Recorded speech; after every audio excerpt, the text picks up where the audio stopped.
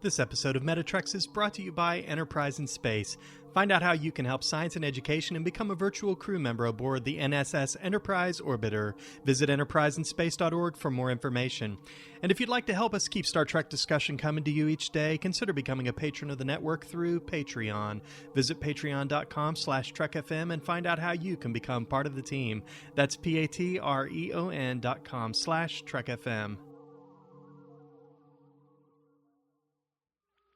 This is Tim Russ, Lieutenant Commander Tuvok on Star Trek Voyager, and you're listening to Trek FM.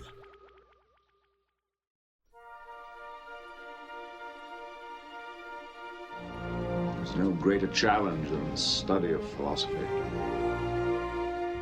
My philosophy is that there is room for all philosophies on this station.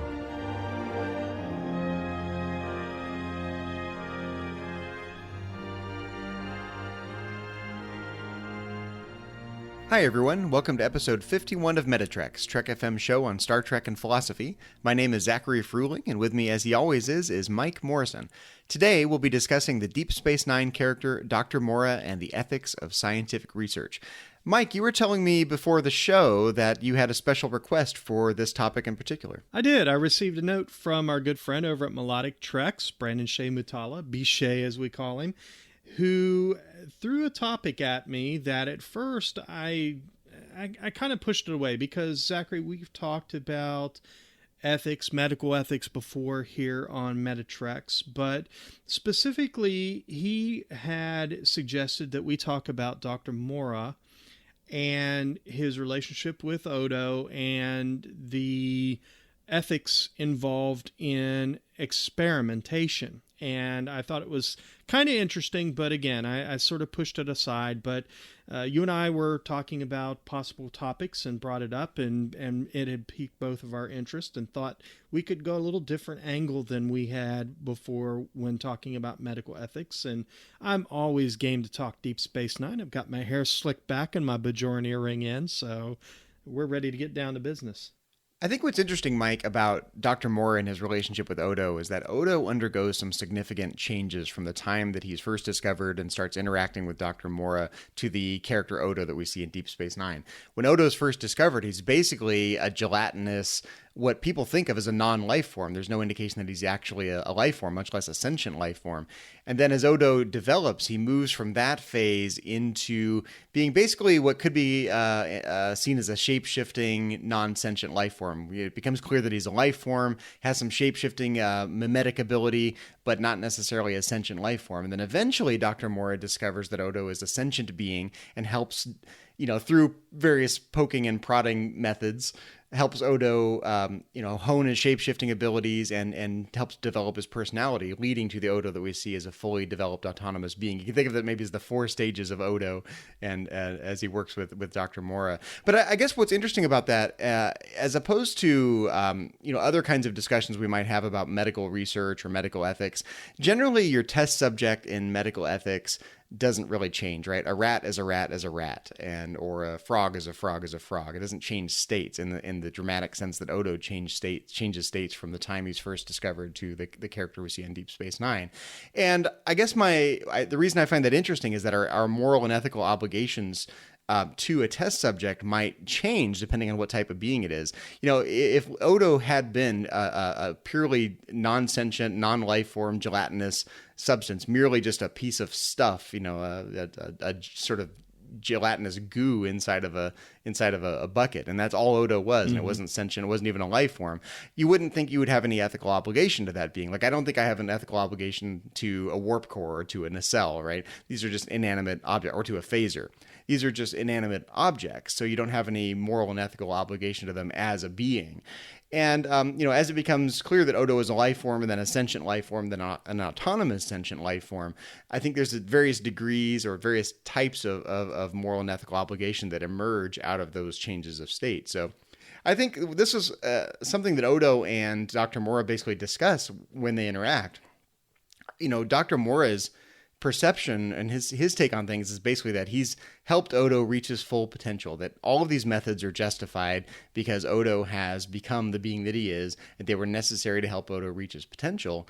And Odo looks back and says, but wait, look at the ways you poked and prodded me, and I was sitting here suffering or in pain or, not having a pleasant experience.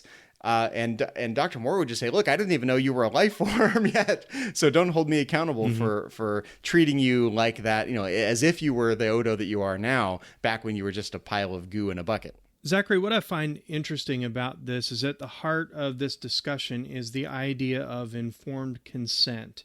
In medical ethics, it is required that before you begin any type of procedure or any type of experiment that involves the patient, you have to receive consent from them. And it has to be consent in which you lay out all of the specifics, including the risks and the details of what you're going to be doing, the purpose for which you're going to be doing it. And then once the patient is informed, they then give you informed consent.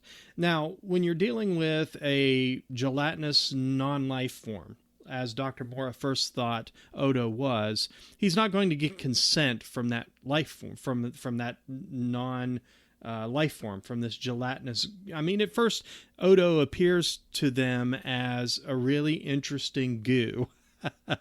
But once he determined that this was actually a life form, from that moment, the stakes changed. Everything changed.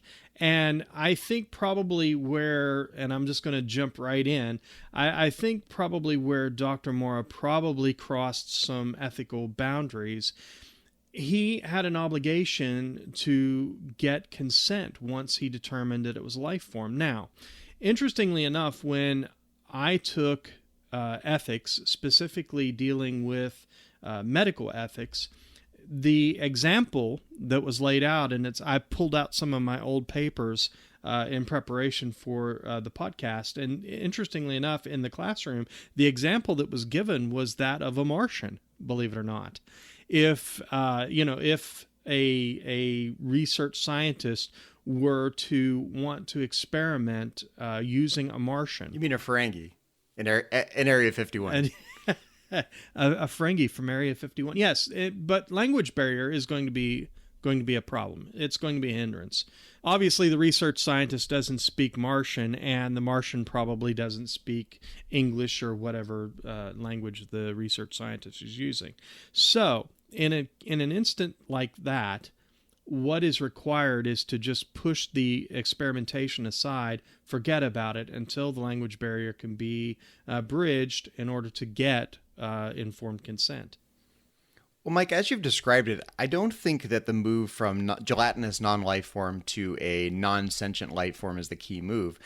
Frankly, because a non-sentient life form just can't give consent to anything, right? We do experiments here in the real world on lab rats and whatnot. We don't think that we don't expect lab rats to sign a consent form unless it's Mrs. Frisbee and the Rats of Nim or something like that, right?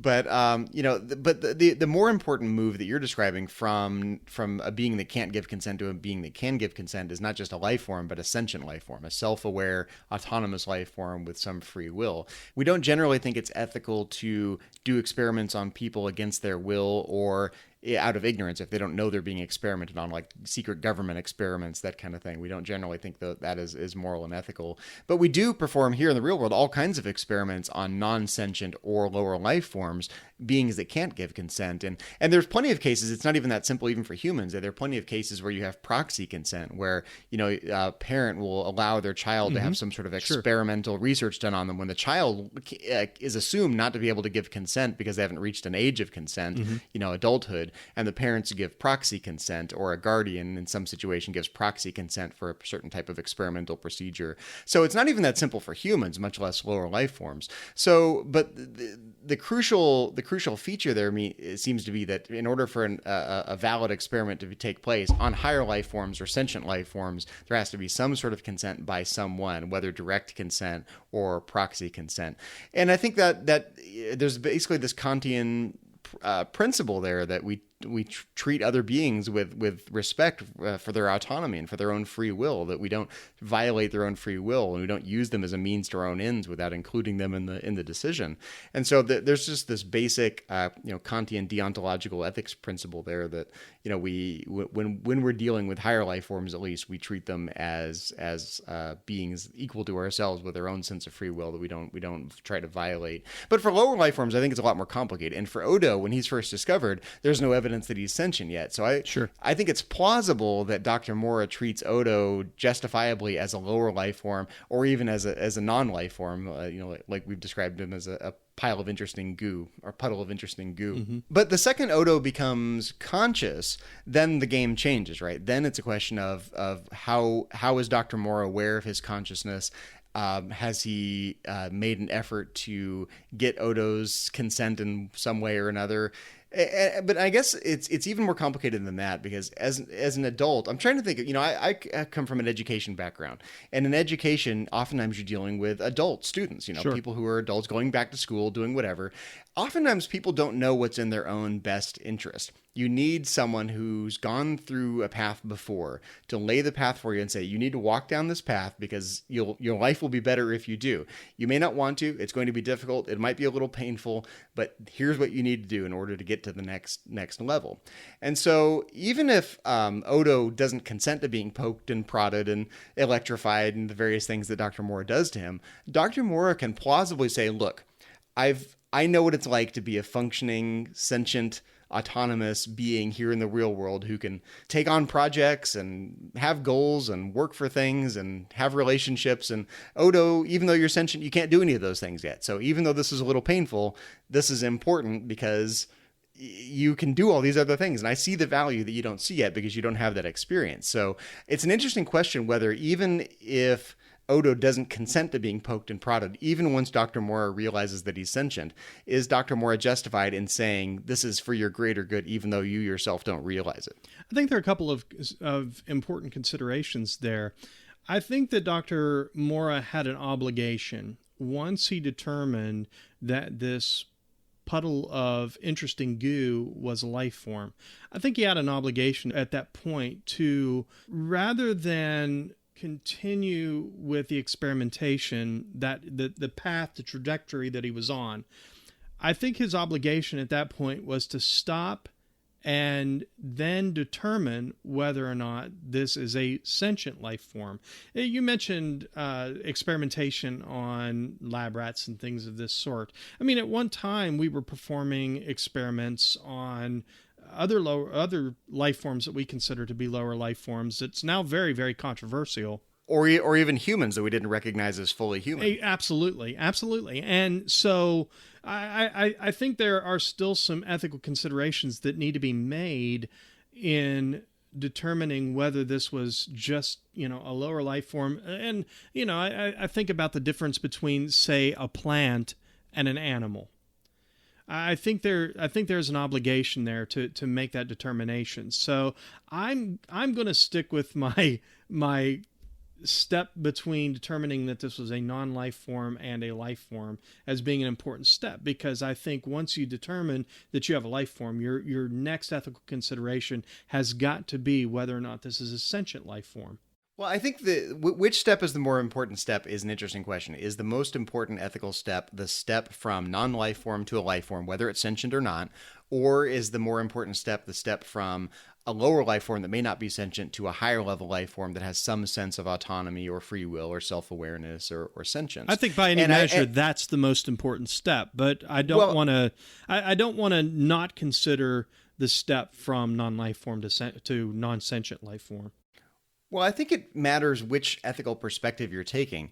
If you're taking a consequentialist perspective or a utilitarian perspective in which the goal is to maximize pleasure and benefit and minimize pain and suffering, then the important ethical feature of the being in question is whether that being can suffer. Can that being experience enjoyment or experience pain and suffering?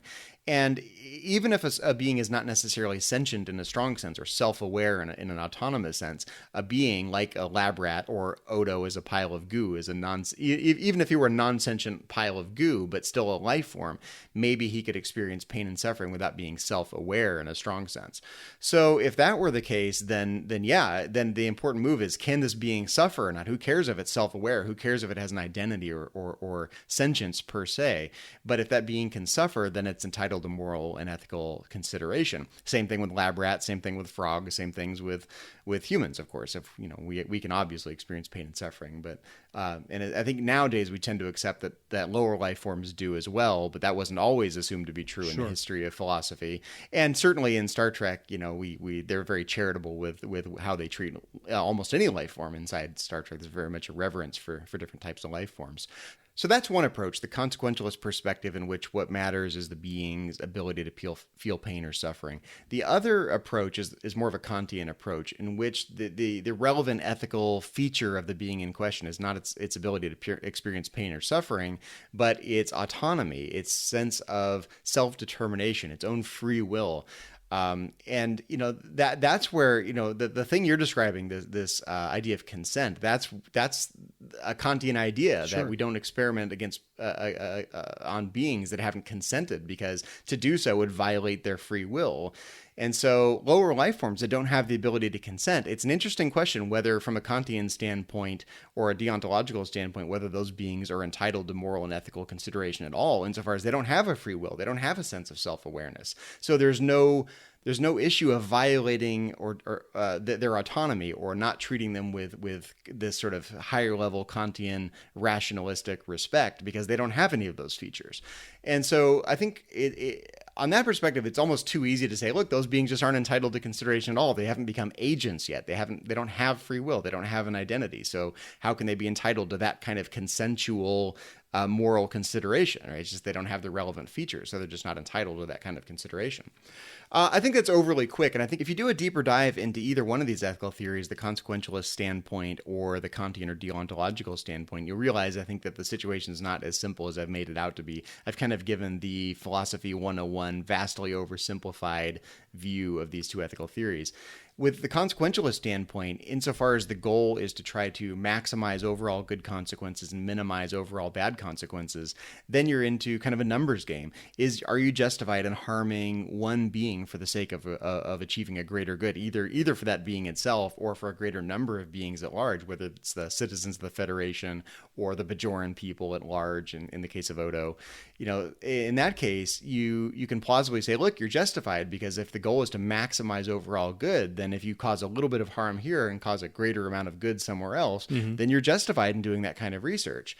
And then I think you're into a lot of really practical, granular questions like, how do you weigh the suffering of a test subject versus the overall benefit? Is it a matter of quantity? Is it a matter of degrees? Is it a matter of type? Do some types of pain and suffering matter more than others? Do some types of benefits matter more than others? Do some lives matter more than others? Do we give more weight to the benefits to a sentient being than to the pain we would cause a non-sentient being? How do we make these relative comparisons of benefits and pains? And so the consequentialist perspective is actually really complicated. It's not just a question of let's harm one person and benefit 100. You can see, you can get down in the weeds and pick that apart and realize it's not even that simple for a case like Odo. Mm-hmm. And from the deontological perspective, it's also not as simple, mainly because Kantian philosophy is only one variety of deontological ethics. You can plausibly ask the question, look, when you're experimenting on a test subject, whether sentient or not, of course, Kantian ethics emphasizes the sentience or the rationalistic or self-determination aspect of a being. But if you set that aside and say, in general, deontological ethics is about rules, rule-based ethics. That includes things like theology. It includes any sort of list of rights and wrongs, do this, don't do that. And there's a host of different types of those theories. And Kantian ethics is the main one, but it's also not the only one. I think you can plausibly say, look, does experimenting on any sort of test subject, even if it's a non-sentient one, setting Kantian philosophy aside, have we violated any moral rules? And in the case of the Federation, you might say, look, if you pick up some random life form out in space somewhere and take it into your sick bay and start doing experiments, you might very well be violating some sort of scientific code of ethics, or you might be violating the Prime Directive or any host of regulations, which are rules that Starfleet has laid out. So if you think of ethics from a rule-based standpoint, it's important to ask, well, are you just violating any outright strict rules about what you do and don't do, right or wrong? Some of these rules might be just conventions that are agreed upon either by the Federation or by the Bajoran people. Some of them might be deeper moral convictions, rule-based ethics, like you don't murder and you do help, old ladies who've fallen on the sidewalk, these rights and wrongs are things we do and don't do to have a healthy society. In this case, you can ask, well, have you violated a rule if you just pick up a random life form and start experimenting on it? And I think plausibly you can say, yeah, you violated something. It's hard. I think it's hard to specify why you've broken a rule there, though. I mean, if it's just, unless it's a statute. I mean, certainly there are statutes that the Federations or the Bajorans have about what you do and you don't do. But we're talking about sort of moral principles. What would be just a moral rule that you would violate? So that's one way of looking at this from a deontological standpoint. But like I said before, there's a host of different kinds of deontological ethical theories. I mean, for example, most theological ethical standpoints are rule-based. Anytime you have a higher being, a god or a prophet giving a set of commands, you're basically talking about a list of rules: do this and don't do that. And I think for the Bajorans, who are a spiritual people that have ethical principles that derive from their experience with the prophets and their religious leaders, I think you could plausibly say about the Bajorans, look, they have some sort of responsibility to nature at large, lower life forms included. This idea of stewardship over lower life forms is kind of a rule-based ethics. When you don't go out and you harm lower life forms for fun and profit. You just don't do that. You take care of them. You don't harm them, and that's part of taking care of the world around you or the universe around you. Being a higher level life form, you have some sort of responsibility to lower level life forms and to nature as a whole. And so I think of that as a kind of rule-based ethics. This is something you don't do, that you're violating your own requirements to be a steward of lower level life forms. And so even if it's not, if you're not talking about a conscious life form, you can still find some sort of entry into the discussion from a deontological standpoint, whether it's scientific and medical ethics or cultural standards and norms, these rule-based ideas, or it could be, rules about what you do and don't do or what your responsibilities are from a theological standpoint. And I think normally we wouldn't invoke that in a discussion about Star Trek and philosophy, but in this case, Dr. Mora happens to be Bajoran, right? So he has a roughly Bajoran spiritual sense. And I think with that comes some sort of ethical responsibility that's handed down from the prophets or from the Vedics or from the Kai or from someone. And I get the feeling generally from the Bajoran people that they have an overall respect for life, and it's very very speculative, I think, of us to really take that in one direction or another. But I think kind of bringing it out of universe into our own world here with religious considerations, you mentioned, this sense of stewardship over lower life forms. And I think that typically tends to be the majority opinion among people who are of faith. There is a sense of stewardship over lower life forms, but that's not always been the case, Zachary. There are really kind of two extremes on this. There's the one extreme where, and I would probably classify, even my daughter would be someone I would classify in this category. I mean, she wouldn't hurt a fly because she recognizes, the overall circle that, I hate to, wax all Mufasa here, but, she recognizes the overall circle of life and, how one life form affects another life form. So she literally she wouldn't hurt a fly, and she can't watch those ASPCA commercials because she just goes into hysterics over that. And I don't let her watch certain shows on Animal Planet because where she sees animals being abused, she gets angry, and she's of that extreme. But there's another extreme where this idea, at least from a biblical sense, that God gave man dominion over lower life forms, over the earth and over lower life forms. And so, you know, beat your chest, you have dominion over these things, and we're going to kill them, we're going to use them, we're going to do whatever we want to with them because we have dominion over them. But I don't get that sense from the Bajoran people. I get more of a sense they have an overall respect for life. But wait. So you're saying Dr. Mora, he has an overall stewardship of the world around him, but he still wants to find a way to eat Odo? Maybe you could make a pancake out of him? Yeah, well, certainly gelatinous. Maybe I don't know. Maybe a Jello mold, A shape-shifting pancake. a shape-shifting pancake, Jello mold. I like my aunt used to make with the fruit in it. I bet he probably threw some fruit in there, and I can picture him kind of stirring in a little sour cream, dropping some cherries in. it's Dr. Mora's Jello mold. You know, and I think this would probably, honestly, this would be a good segue to muddy the water a little bit, because we're not just dealing here, Zachary, with Bajoran ethics. Here's the problem. We're dealing with Cardassian virtue ethics. We're not just dealing with Dr. Mora and his ethical considerations for this interesting goo that we have. The Cardassians, and we learned this in the Deep Space Nine episode Necessary Evil. We know that Dr. Mora was under a tremendous amount of pressure for results and answers from the Cardassians. And we know that, and we know this from Voyager, we know this from certainly the Next Generation, that Cardassians don't always have the same respect for life that most other life forms in the galaxy do. Matter of fact, they were well known throughout the galaxy for performing what you and I would probably call Nazi-like experiments on sentient life forms. We're dealing with Cardassians here, and you know, Dr. Mora, I think, although I think at his core Dr. Mora is a good man, you know, he's dealing with the pressure of, you know, this occupying force that are really wanting answers and results from his experiments. So much so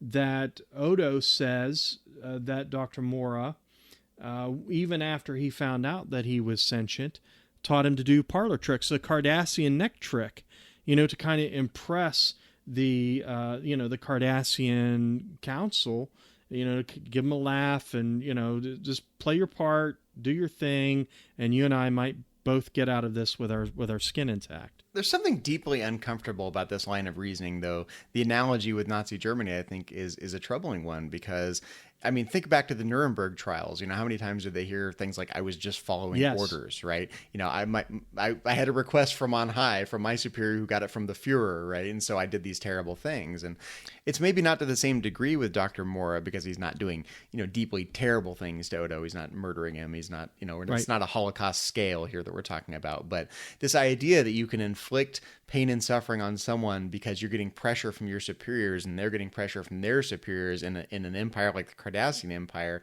it very much can be a troubling analogy with Nazi Germany. And I don't get the sense from the way that James Sloyan played Dr. Mora that this connection runs really deep. Generally, he plays Dr. Mora fairly sympathetically, right? Mm-hmm. You get the sense that he has some compassion for Odo. He has some sort of bond with him that Odo definitely doesn't reciprocate, because he feels like he was abused in some way in the form of in the course of this research and in helping Odo become what he is. He's very much resentful, but you get the sense that Dr. Mora is connected to Odo in some way and has compassion. I don't get the sense that he has dehumanized Odo, that he has, is willing to inflict unnecessary pain and suffering. I get the sense that deep down, at least, his motivations were largely benevolent, whether it's from a sense of trying to please your superiors or whether it's from the sense of trying to benefit Odo.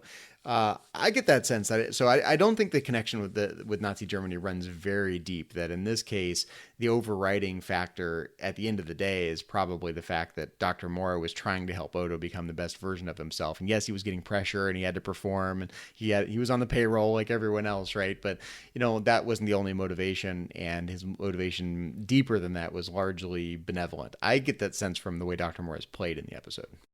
I tend to agree with you, but I don't think we should dismiss the Cardassian factor. I think it's something that we have to consider.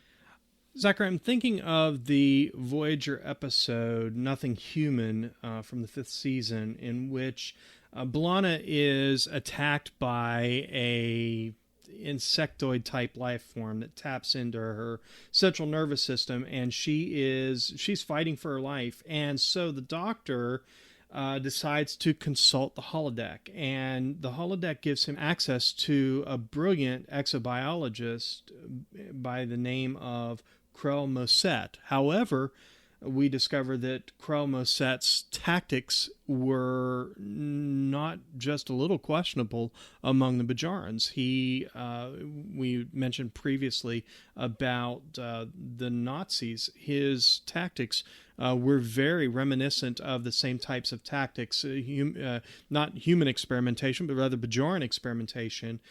He had a very questionable sense of ethics. And so, at the end of the episode, the Doctor, in order to save B'Elanna, allows Krell Moset, at least the holodeck's version of him, to participate in the procedure to save her life. But at the end of the day, he decides to delete the program because his own ethics prohibit him from really consulting with a doctor with that kind of reputation going forward. So I do think it's a consideration here, although, again, you and I think, both agree that Dr. Mora is no Krell Moset. Well, I think it's possible, Mike, to give a charitable reading of Krell Moset, and this is where I want to push back a little bit, because Krell Moset takes what I consider to be a fairly utilitarian approach to his medical work, right? He's willing to, he basically thinks that some ends justify certain types of means, right? So saving B'Elanna's life, if you have to inflict pain and suffering on the being that's attacked her to save a crew member's life, that's a trade-off he's willing to make. So he has certain ends in mind. He thinks those ends are worth it, that the consideration about pain and suffering of other types of life forms, other species, lower-level life forms, the being in question inside that episode of Voyager, that he's basically made a value judgment that certain ends are more important than certain other ends or the means used to achieve those ends. And I guess the thing that makes it charitable to me is that he's making a similar kind of value judgment that we often make here in the real world. We often say, when we do research on lower level life forms, for example, we often say, look, the benefit to a certain class of beings, namely us humans, we humans, right, matters more than the pain and suffering that we inflict on lower level life forms. That the end result is overall better because of that research, and we're willing to make that sacrifice. So yeah, if we have to kill a lab rat for the sake of curing a plague, that's a trade-off that a lot of people are comfortable with from the very same standpoint that Krell Moset is taking. Certain ends are more important, certain beings matter more than others, certain degrees of benefit matter more than the pain and suffering you inflict. The downside of that is that you can use that to justify almost anything, because the intrinsic nature of the action itself, the specific type of research or the specific action that's causing the pain and suffering, it's not that right and wrong lies in the nature of the action itself. The right and wrong from that standpoint lies in the intended consequences and the benefit that you see from those actions. And so from that standpoint, you don't see those actions as wrong because you're deriving what you perceive as benefit from them. So Krell Moset isn't perceiving his actions as immoral because he's aiming at what he sees as good ends. Same thing with Dr. Mora and Odo, and same thing for us here in the real world when we do any kind of research on what we perceive as a lower life form. Indeed.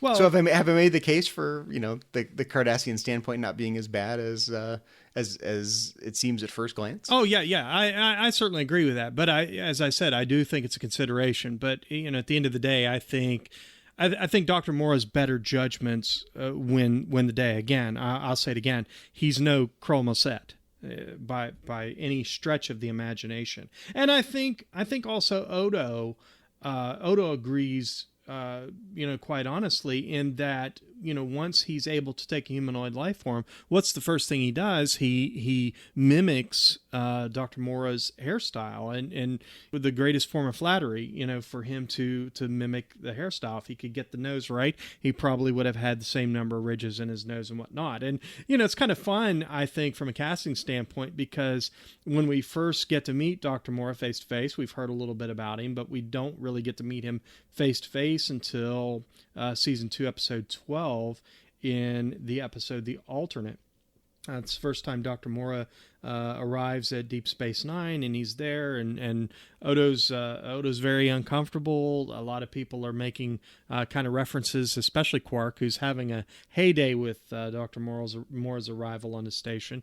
That he's somewhat a father figure to Odo, and I think, for that matter, Odo feels the same way. And some of the resentment that he has, Zachary, I think, is very similar to the resentment oftentimes that sons have, towards their own fathers. And Odo, in many respects, I think, emulates, of course, in this case, Dr. Mora as a character, I think, was made to emulate more of Odo rather than the other way around. But from a storytelling standpoint, I think we find that Odo very much emulates some of the mannerisms and, even some of the attitudes of Dr. Mora, kind of like father, like son. And so some of that resentment, I think, is not so much a resentment of Dr. Mora as a scientist, but rather Dr. Mora as a person, and Odo's perception of being, a son dealing with his own feelings about himself rather than Dr. Mora. This is actually a little complicated to unravel, because what I'm hearing in what you're describing is at least two different threads that are related but still a little separate. One thread is the role of clinical detachment versus versus caring for the subject that you're working with, right? I mean, both the consequentialist perspective and the deontological perspective can suffer from being detached, right? If you are trying to achieve a certain end, and you're willing to inflict some harm to achieve a certain end, and you're not attached to any of the beings involved in any sort of emotional or caring sense, then it's really kind of a cold, calculating way of deciding what to do. And the Cardassians arguably are cold and calculating, and they take that hardline consequentialist perspective, and they don't care about the beings that they're affecting, or they turn a blind eye to the suffering that they're causing. They don't allow themselves to be affected by it, right? If you're a Kantian or a deontological ethical theorist, you run the risk of being so rule based that, again, that you don't get attached to the human, or the say, just not just human because it's Star Trek, but the emotional burden of applying rules to a particular situation and the consequences that ensue, and the relational aspect between the clinician and the person being studied or the person being worked on, right? And so what you're describing to me is the role of not unattachment or detachment, but being attached. What is the relationship between Odo and Dr. Mora? As Dr. Mora matures from his role as a Cardassian employed researcher to someone who can be more of a father figure to Odo, there's a relation between Odo and Dr. Mora that is more of an emotional attachment than a clinical detachment. And so to me, it kind of begs this question of the third category of ethics, virtue ethics. What is the character with which you perform your role as a researcher or as a clinician? Is it important to be detached, or is it okay to care about your subjects in certain ways? What are the virtues and character traits and responsibilities, the relational responsibilities that you have as a researcher to your subject? Should the goal be clinical detachment, or does that leave out an important part of an important character trait of serving that role in an ethical standpoint? So in that sense, it's not just a question of which actions are right and wrong, but it's a question of what are the virtuous character traits of a researcher? Do we expect clinical detachment? Is that a virtue, or is it more of a virtue to care and be aware of the suffering that you're causing, even if it's necessary suffering to achieve a certain end? The Cardassians turn such a blind eye. I think humans look at Cardassians and say, look, we're more affected by that. We don't like to see the suffering of beings, even if we have to cause suffering sometimes, or at least least aware of it and we're affected by it, and we at least feel guilty about it and try to find a better solution if we can. And Cardassians don't always seem to do that. So in my mind, I think, humans are the kind of this perfect middle ground in Star Trek where, Cardassians can take this hard-nosed consequentialist perspective, but, a human researcher working on Odo may or may not be able to turn such a blind eye to the suffering that he's causing in the name of progress, or in the name of helping Odo reach his potential, or in the name of, pleasing your Cardassian superiors.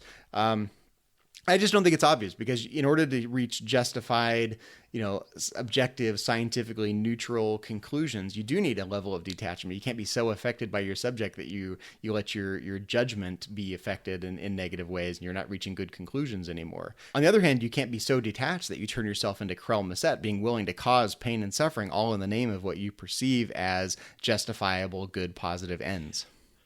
I think you make an important distinction there when we're talking about virtue ethics, and I think Dr. Mora, I think there's an evolution that takes place, and I think we're kind of informed of this throughout Deep Space Nine, but in particular, I think the episodes in which we actually get to see Odo and Dr. Mora interact. And those two episodes, I've mentioned the alternate already from season 2, episode 12, and also in the 5th season, also episode 12, the episode The Begotten. And so I think those episodes really inform us that Dr. Mora's attitude towards Odo evolved as he made the distinction between Odo being a gelatinous non-life form to becoming a shape-shifting non-sentient life form, to eventually, realizing that, this is a sentient life form. And then, of course, we're seeing Odo here in Deep Space Nine as a fully autonomous being. And so Dr. Mora has evolved, I think, from a detached scientist to someone who very much cares for Odo. And I don't think you can watch that last scene in the alternate in which Odo has, fully morphed into this beast because he's been affected by this gas that he inhaled in the Gamma Quadrant, and he's taking his frustration and anger. He's morphed into a beast, and he's hunting Dr. Mora. And so in that last scene, they use Dr. Mora as bait, and they're able to trap Odo in a force field. And Sisko gives the very difficult order, and it's difficult for everybody. Hey, if worse comes to worse, we're going to have to kill him. And so they've got him in this force field, and he's struggling, he's suffering, and Dr. Mora recognizes that suffering. He's Odo in full beast mode, and Dr. Mora is heartbroken, Zachary. He's weeping, he's biting his fist. He just can't stand to see Odo suffer. And he says, through his tears, "Oh, Odo, what have I've done it again. I've put you in chains. I've caged you, Odo." And he's just brokenhearted seeing Odo like this. And I don't think that comes from a detached scientist, Zachary. I don't even think it comes from somebody who's fond of Odo. I think there's a real love and care. In fact, during that episode, there are a couple of really interesting exchanges. Dr. Mora as a father figure. So Dr. Mora notices that the people on Deep Space Nine are calling him Constable. And Odo responds by saying, "It's a nickname I barely tolerate." And Dr. Mora recognizes the real issue, and he says to him, "It's an expression of affection that you find difficult to accept." And so there we see Dr. Mora as a father figure. He's still trying to shape Odo's attitudes and help him discover who he is, himself. I see Dr. Mora as a protector when he realizes that this crime, that these attacks that Odo's investigating have actually been perpetrated by Odo. Dr. Mora really goes into a sense of trying to protect him, and he's concerned about what the humans are going to do to him. And Odo's just like, "Do?" And he says, "You know what they're going to do? They're going to put you in a prison or quarantine you, or they're going to put you on a deserted asteroid in the Delta Quadrant, Odo. They'll put you in a zoo." And Odo says, "I don't believe that. You don't know them." And Dr. Mora says, "What other humanoid have you been able to trust except me?" And of course, Odo, like any son, I think would do in a situation like that, what makes you think I trust you? It kind of draws that line, puts up a wall. So I really see the relationship between them very much as everybody else does. It's one of a father and son. And I don't think if Dr. Mora was a detached scientist just doing his duty, occasionally crossing maybe some barriers, some ethical barriers in research science, I don't think that dynamic would be there at all, but it is. What you're describing to me seems to be a type of parallel development that Odo and Dr. Mora go through together. As Odo morphs from what Dr. Mora perceives as a gelatinous non-life form to something more resembling a non-sentient life form that might be able to experience suffering, to a sentient life form, to the fully developed sentient life form that we know as Odo, that Dr. Mora goes from a degree of clinical detachment to like as you described, the role of a loving father figure, And I guess the question is, I think undoubtedly we see that as progress. I think that the clinical detachment is probably, in the case of Dr. Mora, more of a harm, and the more fully developed Dr. Mora, who is more grounded in virtue, is the caring, loving father figure, mm-hmm. Dr. Mora. The question is, in practical terms, here in the real world, can a researcher, whether it's a veterinary researcher or someone who does experimental treatments on humans, can you maintain your scientific objectivity and achieve certain ends that you're trying to achieve, solving, curing diseases, solving problems, helping your patient, even if you have to cause pain and suffering to do it? Can you keep that level of detachment while simultaneously cultivating a sense of care and relationship and concern for the well-being of your patient, some hybrid of clinical detachment and loving father figure wrapped into one? Or are those contradictory? I guess I have a host of questions about that I don't have the answer to, of course, that's why I'm asking the question. One question is one approach more virtuous than the other? Is it better for a scientist to be detached, or do we want our scientists to be more like the loving father figure, Dr. Mora, after that development process? Another question is it possible to combine the two in some sort of consistent sense where you can still achieve certain goals and not be so detached that you end up turning into Krell Set? Is that a consistent approach? Can you combine the best of both into the same role as a researcher, or as a clinician, or as an experimental scientist who works on other biological beings? Or is there a fundamental tension there that is unable to be resolved? I think those are all very fascinating questions, Zachary, and they're not easy to answer. I can speak to dealing with patients. I'm not a clinician, but for 9 years I managed healthcare facilities, and I didn't really go into it with the expectation that I would form bonds and build relationships with my patients.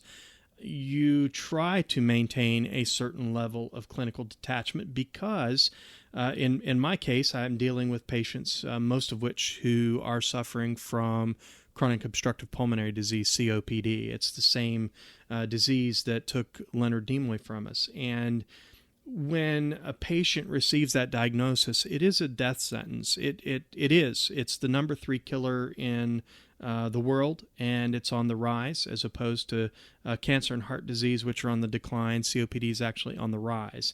And you threw me for a loop. I thought C stood for changeling obstructive pulmonary. Well, since changelings don't have respiratory systems as we know them, it is a death sentence for all intents and purposes because there is no cure for it. COPD is a progressive disease. It will continue to progress. You can treat it. You can slow down the progression, but you can't. There's no cure for it as it stands right now. And so when a patient were to walk into my facility with a new diagnosis, perhaps a prescription in hand for, medical device or some certain therapy that we provided from their doctor, their pulmonologist, it was our obligation to provide said medical equipment and said therapies. and I managed clinicians who were hands-on with the patients. But, patients, they come in, they come out, and you deal with them from a clinical standpoint. You deal with them in assisting them with their benefits, their billing, and so forth and so on. And in the course of dealing with these patients, there were many times, Zachary, in which I became very attached to them.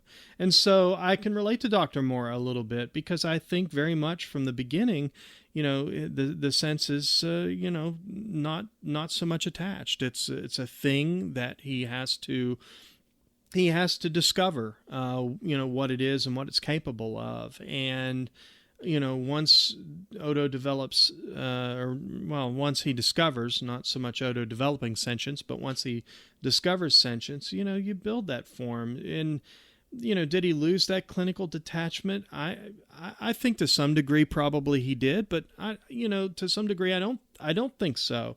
And we find out in the episode The Begotten from season 5, when Odo comes to be in possession of what we discover is an infant changeling, Zachary. And Odo is now solid, and he's got this infant changeling, and suddenly he's discovering something.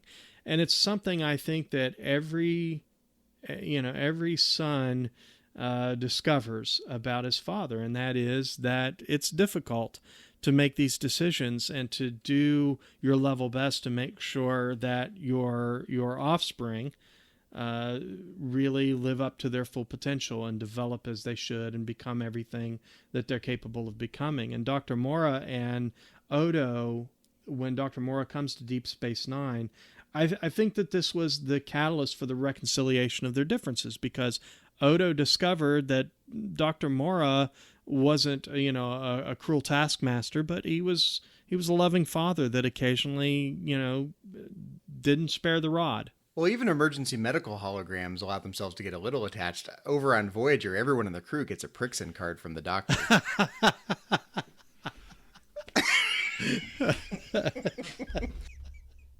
Seriously, Mike, though, what I think we're discovering is that there are two extremes, and reality is always somewhere in the middle. One extreme being extreme clinical detachment, the other extreme being so attached that you become such a delicate flower that you don't have scientific objectivity anymore. And in reality, anyone who serves the role of a doctor, a clinician, or a researcher probably is pulled in two directions, right? They are bound to keep some level of objectivity or to meet certain goals, whether it's in a utilitarian sense or whether it's in a practical, pragmatic sense. What problem are you trying to solve?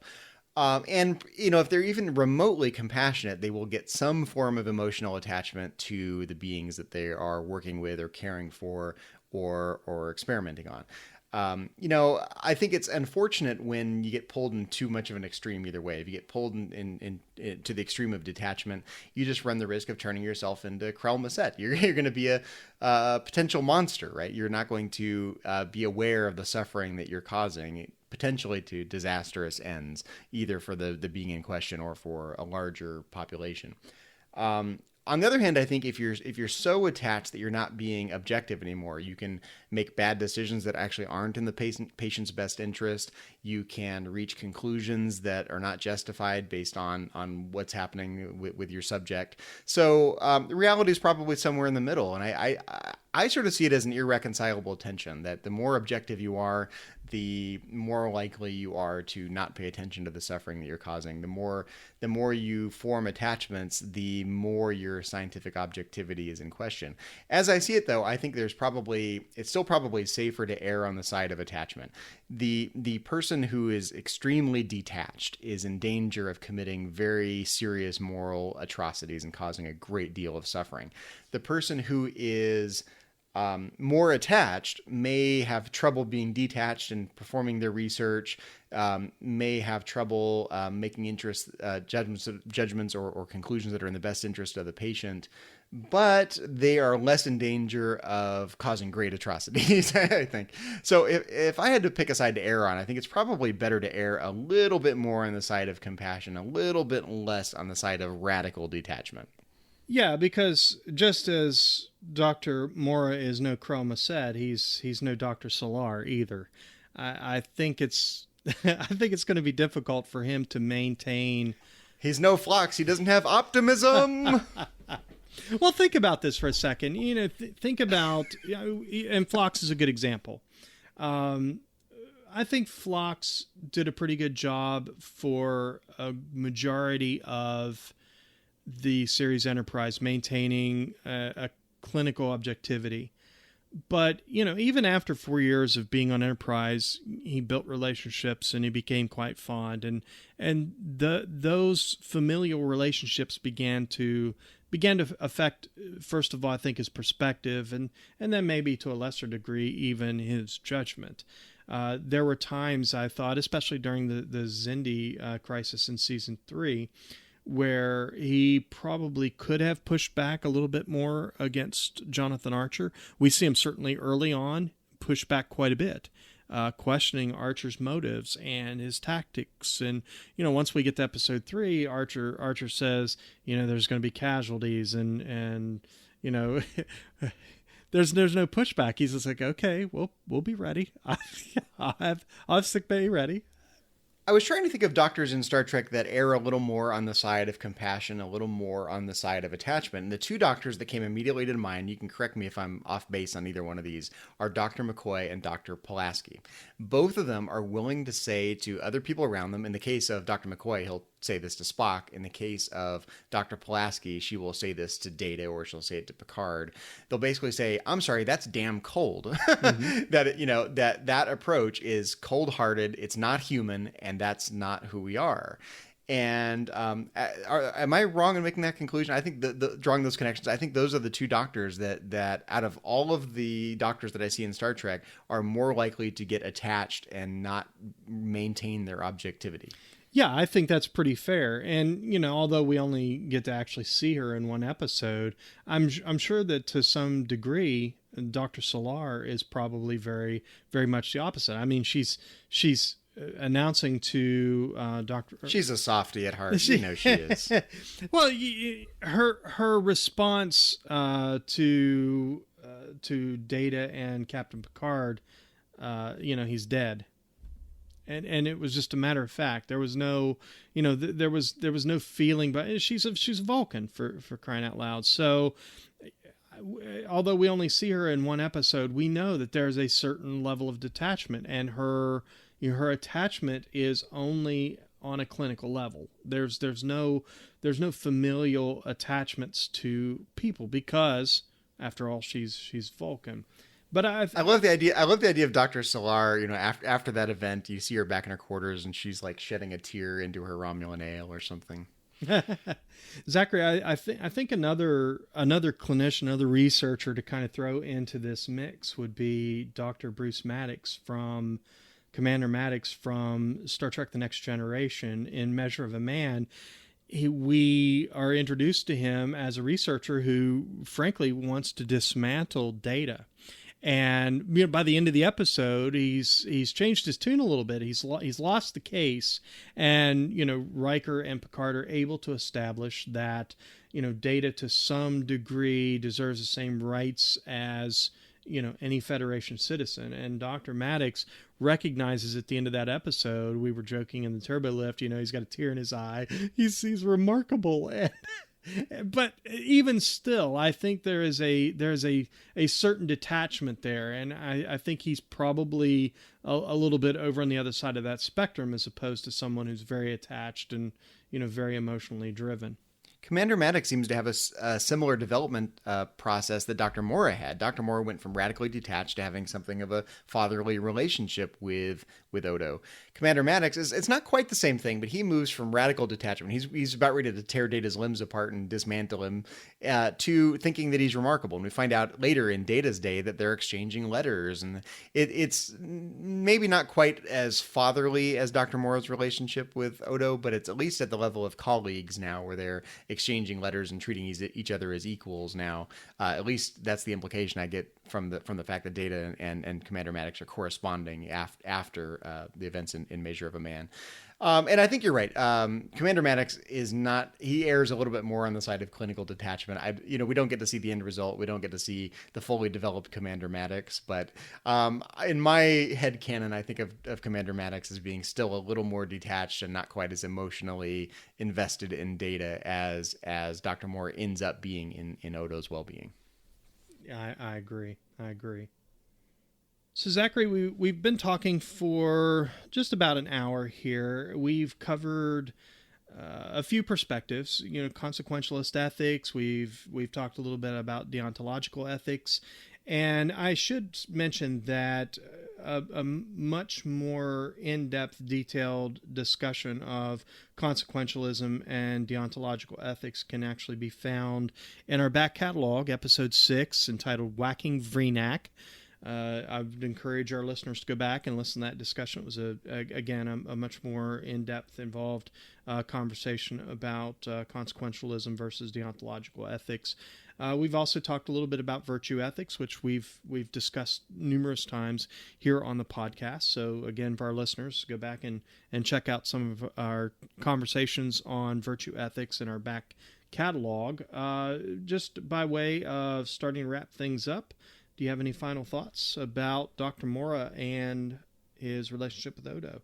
I'm not sure I have a lot to add above and beyond what we've already said about consequentialist ethics and deontological ethics and virtue ethics, except to say that what's particularly interesting about the relationship between Dr. Mora and Odo is the fact that they both go through a development process. So much so that we really see the full spectrum of different possible ethical theories and different possible approaches to the relationship between researcher and researchee, or clinician and patient, or higher life form and potentially lower life form.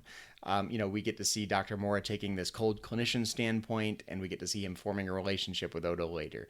We get to see a question of rules, what you do and don't do, and what's justifiable and what's not justifiable, and we get to see the emotional fallout of those decisions from Odo's resentment to Dr. Mora. So it's an incredibly rich tapestry of possible ways of interpreting the situation, different approaches to scientific and medical ethics, and it's all wrapped in a neat little package in the relationship between these two characters. I think that probably more than a clinician and a subject type of relationship, I think Dr. Mora, Pohl, and Odo, their relationship is more marked of that of a father and a son. And we can talk about some of the clinical methods, but at the end of the day, once Dr. Mora discovered Odo's sentience and Odo began to make that leap from a sentient life form to really a fully autonomous being, I think that relationship between the two of them really evolved into something that really transcends that of a clinician and a subject. And once we get to the begotten, that relationship is very much that of a father and son, and Odo is trying to be a better father. And I think it's something that anyone out there who is listening to the podcast, who is a parent, I think can really get that. Your goal is to try to do a better job. You want to be a better parent. You hopefully want to pass on to your kids, your values and provide for them, at least to some degree, better than perhaps what you were. And there are those of us out there who didn't have the best parenting in the world, and you definitely want to raise the bar. And I think that was Odo's attitude very much, and I think that he came to really see things through Dr. Mora's eyes and through his perspective. In fact, at the end of that episode, The Begotten, he admits that he now had a better idea of what Dr. Mora was going through, when he left the Institute, and, the pain that his leaving the Institute, how that impacted Dr. Mora. So, there's very much a tapping in of these familial emotions. Well, if you thought that the relationship between medical researcher and researchee was complicated, try the relationship between fathers and sons. As Captain Picard would say, fathers and sons, and Riker would say, understood. That's complicated. I think there are some real similarities here in the storytelling in the alternate and the begotten that we see in the Icarus Factor and Unification, where we explore Riker's relationship with his dad and Spock's relationship with his father, and so the storytelling is very similar. And yeah, some of the same issues come up, right? We get to see a cold, detached version of a father in Sarek. We get to see something of that in Riker's father. And you get to see kind of the emotional fallout. You get to see the development from cold and detached to having some sort of understanding relationship with the sons in those examples. So yeah, that's actually a really interesting connection, because some of the same issues come up. How detached are you in your relationship to your offspring, and what's the development process like to reach a middle ground between being so detached that you give people a push out the door to become the best versions of themselves and actually having a more caring relationship. It's a remarkably parallel storytelling device. Well, this concept of tough love. I mean, they're trying to get this, this little puddle of goo to do something. And I love how Odo is sweet talking the infant changeling, and come on now, come on, you want to do it, and this is a sphere, and no, frankly, this is a great analogy, because we've been emphasizing the medical ethics aspect of the relationship between Odo and Dr. Mora, but equally important is the paternal relationship. And you basically said that fathers think of their sons as little puddles of goo that need to do something, right? And that, to some extent, that's true. When you have an offspring that's not fully developed, that offspring has to develop, and you have to make it be the best version of itself. And sometimes that means you have to inflict punishment. Sometimes that means you have to provide advice or mentoring or teach tough lessons and give tough love, as you said. And that's part of having a paternal relationship. And some of those things are not healthy, but some of those things are healthy, and they're part of the natural development process. So yeah, offspring as puddles of goo that have great potential. Yeah, and Odo has to turn to Dr. Mora. He's frustrated because, he thought that his tactics and his ways of doing things were going to produce better results, and they weren't, quite frankly. And so he has to turn. Here's the son turning to the father and saying, Dad, needs some parenting advice here.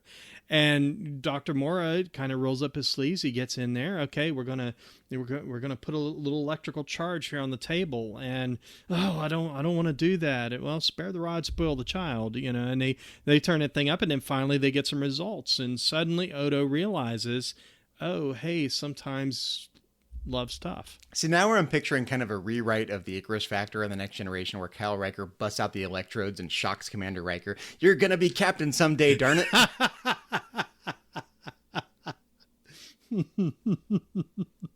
Or some sort of like electrified jujitsu.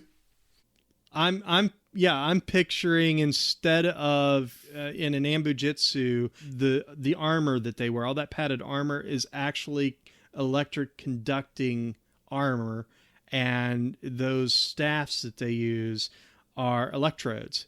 And so then Dr. Pulaski's over there flipping the switch. She's turning up the juice. You got to give him a little bit more, Kyle. Right? You got to give him a little bit more. Well, Pulaski does have kind of a stepmotherly relationship with Riker, given that, as you recall, never forget, Pulaski banged Riker's dad. How can I forget that? Well, Zachary, it's been fun talking about Dr. Mora and the ethics of scientific research. But as always, this isn't the only thing that we've been talking about here on Trek FM this past week. So here's a quick look, everyone, at some other things you may have missed elsewhere on the network. Previously on Trek.fm, Standard Orbit. Don't watch any of the extras on the first disc, because they're all duplicated over the second disc. So then that way you can just watch them in order and not have to worry about, let me skip this one because I watched it on the first disc and do all that. Wait, to clarify, they have all the special features in column A on one disc, and then all the special features of column A plus column B on a second disc? That is correct. That makes no sense to me at all. I know, I was very confused when I sat down to watch it. Melodic Treks. matter? I barely know her. Oh, it's painful. I don't know. You snowing me? You snowing me? Painful's just saying Remus and blah, blah. I felt myself falling asleep. I felt like it was my parents were telling me a good night story where you were giving me that track listings there that... Does it still McFly? That's one of my favorite ones. Stage 9, a podcast about the people who make Star Trek. Within about 15 seconds, you texted me back, Dr. Giggles, we have to do Dr. Giggles. And my question for you is, yes, why did we absolutely have to do Dr. Giggles? Saturday Morning Trek. And all these things just brought in more and more people who thought they were alone, and they found each other, and they made their clubs, and then they made conventions, and that's what the 70s were about, was getting Star Trek back and finding each other. And that's what else is happening on Trek.fm. Check out these shows and find out what we're talking about in your favorite corner of the Star Trek universe and beyond. You'll find us wherever you get your podcasts. If you're an Apple user, be sure to hit the subscribe button. That helps us out greatly, and it makes it easier for other listeners to find the show as they search iTunes. If you're not an Apple user, no problem. We've got you covered as well. You can find our shows on Stitcher, TuneIn, SoundCloud, Windows Phone, and of course, you can always stream and download the MP3 file from our website and grab the RSS link as well. Another way you can help keep all our shows coming to you each week is to become a patron of the network on Patreon. If you visit patreon.com/TrekFM, that's Patreon, patreon.com/TrekFM. You'll find our current goals and different milestone contribution levels, along with all the great perks that we have for you. These perks include things like early access to content, exclusive content, producer credits, seats on our content development team, and many, many more. We really appreciate any support you can give us, and we hope you'll join the team. Again, you'll find all the details at patreon.com/TrekFM. And don't forget to check out Enterprise in Space, a project of the nonprofit National Space Society that will design and launch an 8-foot orbiter and return the craft to Earth. The NSS Enterprise Orbiter will carry more than 100 student-designed science experiments into space, and you can help make it happen. Visit enterpriseinspace.org to find out more and to get your seat on the mission. If you'd like to contact us with feedback or suggestions for the show, or to send us your thoughts on anything we discussed in this episode of Metatreks, you can contact us in several different ways. You can contact us via a form. Just go to trek.fm/contact. If you'd like to leave us a voicemail, you can look in the sidebar on our Metatrek show page on the Trek FM website, or go to speakpipe.com/TrekFM. On Twitter, our Twitter handle is @TrekFM. And on Facebook, you can find us at facebook.com/TrekFM, and find us in the Babel Conference. The Babel Conference is Trek FM's listeners-only discussion group on Facebook. Just type Babel, that's Babel, into the search field on Facebook, and it'll come right up. Or you can go to our website at trek.fm and click Discussion on the menu bar. We'd also like to invite you to leave a rating and review of Metatreks on iTunes. We'd love to hear your feedback and suggestions for the show. Well, Zachary, when you're not practicing the Cardassian neck trick, where can our listeners find you on the interwebs and around the network? Well, you can find me on Facebook in the Babel Conference, Trek FM's listeners-only discussion group, if you want to talk about Star Trek and philosophy with me there. And you can also find me on Twitter. My handle is just my name, @Zachary Fruhling. That's Zachary, Z-A-C-H-A-R-Y, and Fruhling, F-R-U-H-L-I-N-G. And Mike, when you're not in the kitchen making shape-shifting Jello salads, where can people find you on the interwebs and around the Trek FM network? Well, Zachary, as always, I'm most active on Facebook. Certainly you can find me there and around the Babel Conference. On Twitter, my Twitter handle is @CMichael1701. I'm also on Instagram occasionally at CMichael1701. Well, we'd like to take a moment, Zachary, to acknowledge the rest of the Metatreks team from around the network. Specifically, we'd like to give our thanks to C. Brian Jones, founder and publisher of Trek FM. Couldn't do it without you, Chris. Our executive producers, Charlene Schmidt, Matthew Rushing, and Ken Tripp. Aaron Harvey, our art director, and Richard Marquez, our production manager.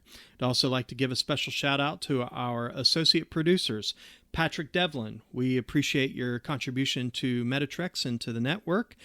You can connect with Patrick on Twitter. His Twitter handle is @MagicDrop5, and also Kay Shaw. Again, Kay, we really appreciate your contribution to Metatrex and to the network as a whole.